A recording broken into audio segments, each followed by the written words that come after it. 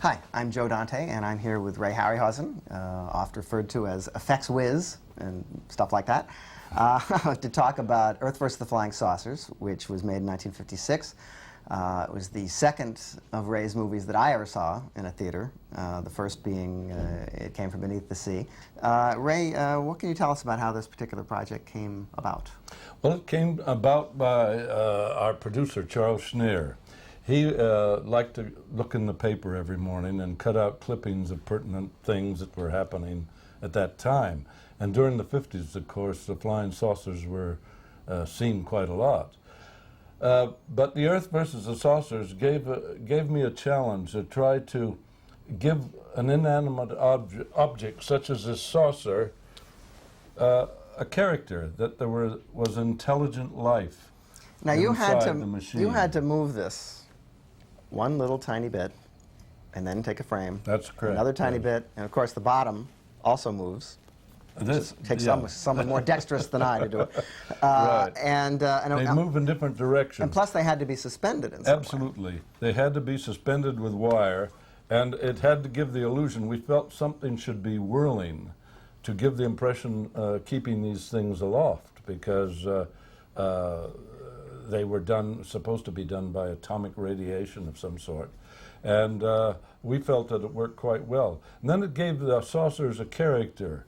We could give them tips and movements as though they were being guided by intelligent beings inside. Unlike some of the other pictures that were made about this. These were, I have to say, among the most electrifying special effects that I had ever seen in a movie when I saw this picture, and I think they continue so today. Orson Welles, you know, was a big fan of this picture and used a lot of this footage in a picture called F for Fake that he did.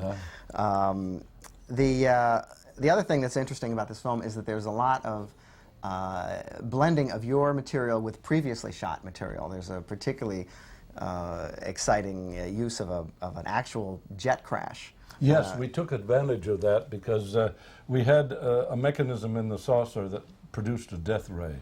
And when we saw this footage, the stock footage, we thought, that'll be great because we can cover up the fact that they crashed together in this air show with the explosion of the ray. And it worked out quite well. When you were doing your storyboards, I understand that instead of having them entirely illustrated, that sometimes you actually had taken photos and drew your material over the photos that you'd taken. Yes, that's quite correct. We had to do these things very quickly because we were on a very low budget. And so I went and took a series of photographs where I felt the setups would be the most effective, and then brought the photographs back and painted on them and used the photographs as a storyboard. I also made sketches which bridged the various photographs for the whole picture. It should be pointed out, I think, that your sketches include the interior of the flying saucer and, that's correct, and the general production design of the movie, which is, I think, one of its best features. Yes, well, we had to do it, as I say, on such a low budget that they used a lot of my designs in the final art direction of the film. So I guess Sam Kathman wasn't going to spring for you to go out to a real rocket base and shoot any Well, we actually did. We wanted to go to Point Magoo, and we found a rocket base there, but it didn't quite suit our needs, and there were complications in doing that. So we ended up at the Hermosa sewage plant, where they process all the sewage of Los Angeles. And it was an interesting experience because down in the basement there were pipes galore, and it looked just like what you would imagine a rocket base to look like. And it did two things for us. When Charles heard about the sound of the muck going through the pipes, it made a very strange sound, and that was the sound we used for the saucers. We combined that with other sounds. Really? and it's actually the basis of the sound of the whirling of the saucers and the mechanisms that go with it.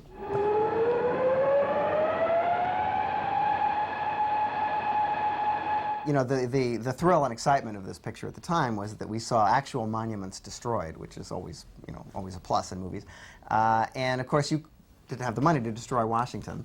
No, that was one of the big problems. I've always been tied up with low-budget pictures, particularly in the black and white period.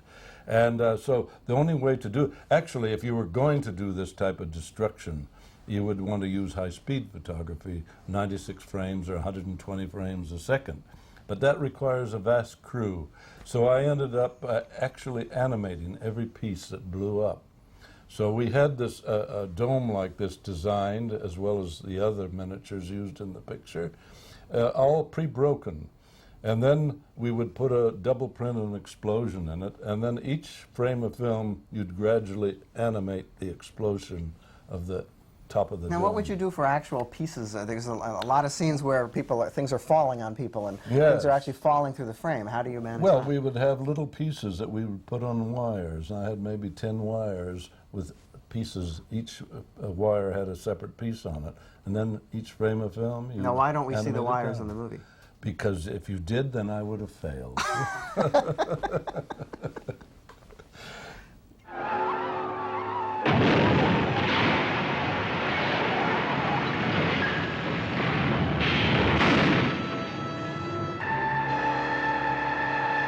On the wires, you have to paint them out every frame. Oh, on the negative? No, on the set while you're shooting. Oh.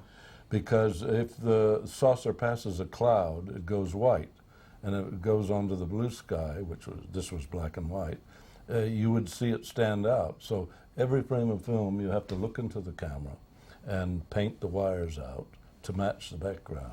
Now, one of the things that I think you do best, and other people who have done the kind of thing that you do don't do as well, is that you are a master of lighting. And one of the really best sequences in Earth vs. the Flying Saucers is a nighttime scene over the forest, with the forest fire and the nighttime flying saucers. Oh, yes. Now, how do you correlate figuring out how the lighting is going to be, particularly when you're using footage that maybe you didn't even shoot? Yes, a lot of it. When we do shoot the actual footage with the cameraman, of course, I make notes about the direction of the sun and the direction of the lighting if it's a night scene. But if you're using foreign footage, you have to look at the background, run it through the moviola, and then try to match the lighting to make the saucer so it doesn't stand out like it's glued on to the film. Now, how much on-set involvement did you have on this picture? A great deal of on-set. You mean during the production? During the production yes. of the movie. Quite a bit, yes. Because I have to stage all my own scenes, because if you move the camera a couple of feet this way or a couple of feet that way, it could make the difference between the animation taking maybe 2 days or a week. So because we were on a tight budget, all these pictures have to be laid out very carefully. And that's why we have those storyboards. To lay it out so that we know exactly what scenes and where the close-ups go. Now, you show these to the actors, so they have a sense of what... And then we show this to the actors, and it guides the director of what we have to do. Because if you didn't lay it out ahead of time, you would be shooting a lot of extra footage that wasn't necessary. And you can't afford it. And we can't afford it. Well, Ray, it was a swell picture in 1956 when I saw it on a double bill at the Denville Theater with the 27th Day, and it's still a great picture. Oh, so great. thanks Thank a lot. you. Thank you. Thank you.